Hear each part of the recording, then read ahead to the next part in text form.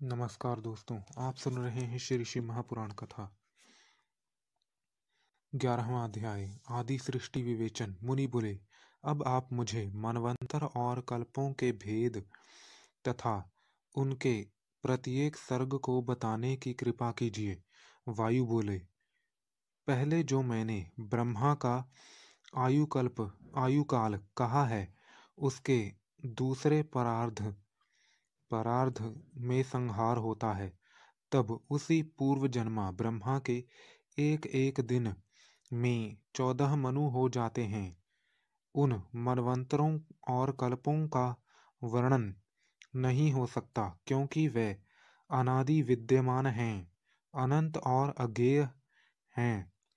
तब इस प्रकार अनेक कल्पों में जो इस समय का कल्प वर्तमान तब इस प्रकार अनेक कल्पों में जो इस समय का कल्प वर्तमान है, उसका नाम वारह कल्प है।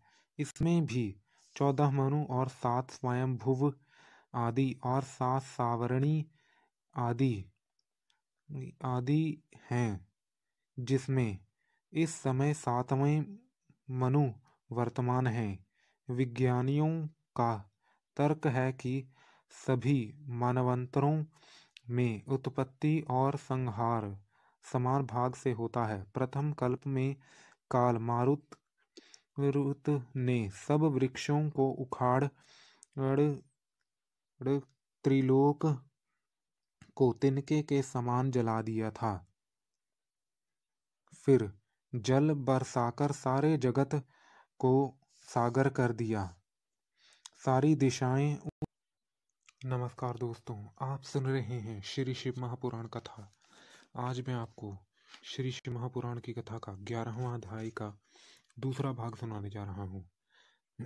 प्रथम कल्प में काल मारुत ने सब वृक्षों को उखाड़ त्रिलोक को तिनके के समान जला दिया था। फिर जल बरसाकर सारे जगत को सागर कर दिया। सारी दिशाएं उस महाजल में निमग्न हो गईं और तरंग रूप तैरने लगा। फिर वह प्रलय जल प्रचंड रूप से नृत्य करने लगा और ब्रह्मा जी नारायण के रूप में मिलकर उनमें समाकर जा सोए। जब तब जनलोक निवासी और सिद्ध उन त्रिदशेश्वर को प्रभात में स्तोत्रों द्वारा वैसे ही जगाते हैं, जैसे सृष्टि के आदि समय में श्रुति महेश्वर को जगाती हैं। तब योग निद्रा से अलसाते हुए नेत्र वाले भगवान जल के मध्य में स्थित शैया से उठकर सब दिशाओं को देखने लगते हैं, परंतु अपनी आत्मा के सिवाय उन्हें और कुछ दिखाई नहीं पड़ता। वे अपने पिता त्रिलोचन भगवान शंकर जी का स्मरण करते हैं, जो कि अखंड तेज धारी और देवों के देव हैं। तब भगवान शंकर के इस स्मरण से धरणीपति ब्रह्मा को यह ज्ञान होता है कि पृथ्वी। नमस्कार दोस्तों, आप सुन रहे हैं श्री शिव महापुराण कथा। आज मैं आपको श्री शिव महापुराण की कथा का 11वें अध्याय का तीसरा भाग सुनाने जा रहा हूँ। तब योग निद्रा से अलसाते हुए नेत्र वाले भगवान जल के मध्य में स्थित शैया से उठकर सब दिशाओं को देखने लगते हैं, परंतु अपनी आत्मा के सिवाय उन्हें और कुछ दिखाई नहीं पड़ता।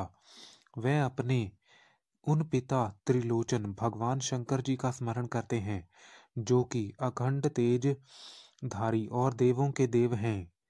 तब भगवान शंकर के इस स्मरण से धरणीपति ब्रह्मा को यह ज्ञान होता है कि पृथ्वी जल में डूब गई है।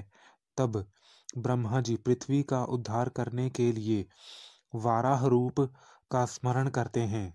फिर तो सर्वभोग संपन्न वाराह पर्वत भगवान पर्वत के समान वहां आकर प्रकट होते हैं। इस प्रकार ब्रह्मा जी विपुल तथा अमित वाराह रूप धारण कर पृथ्वी का उद्धार करने के लिए रसातल में चले जाते हैं और सलील में निमग्न गन पृथ्वी को अपनी दाढ़ों से उखाड़ कर ऊपर रख कर रसातल से निकाल कर लाते हैं। पश्चात वही भगवान पृथ्वी को स्थिर कर उस पर पहले ही तरह पर्वतादिक को रख भू आदिक 4 लोकों की कल्पना कर देते हैं।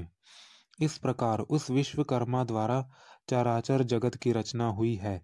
इस प्रकार श्री शिव महापुराण सप्तम वायव्य संहिता का 11वां अध्याय समाप्त।